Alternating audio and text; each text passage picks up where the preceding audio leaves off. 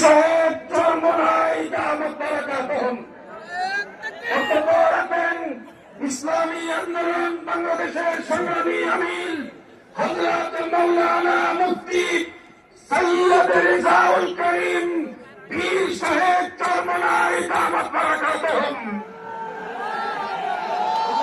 আলহামদুলিল্লাহ, কথা বেশি লম্বা চওড়া না। বর্তমান সরকার পুরো বাংলাদেশের জনগণের ভোটে নির্বাচিত সরকার নয়। এই সরকার হলো, আমি বলবো, একটা চমকের মতো সরকার। এই সরকারের কাছে আমরা উদাত্ত আহ্বান জানাবো যে যেহেতু একটা সুযোগ এসেছে, আপনারা একটা চমক দেখাবেন।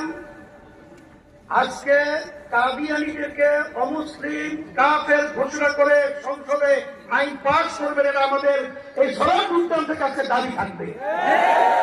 আর সাথে সাথে আমরা 53 বছর দেখেছি বারবার ওলামায়ে কেরাম এবং মুসলমান আমরা রাস্তায় এসেছি। বহু দেশের মধ্যে কাদিয়ানীদেরকে অমুসলিম ঘোষণা করা সরকারিভাবে রাষ্ট্রীয়ভাবে হয়েছে, কিন্তু আমরা তাদের থেকে বারবার আসার পরেও তাদের থেকে অমুসলিম ঘোষণা আমরা পাই নাই। আমরা দুঃখিত। এর জন্য আমি সকল কৃতজ্ঞ আহ্বান জানাবো। 5ই আগস্টের পরে বাংলাদেশের ভিতরে ইসলামী উত্থানে একটা সুযোগ এসেছে। আমাদের নিজেদের পর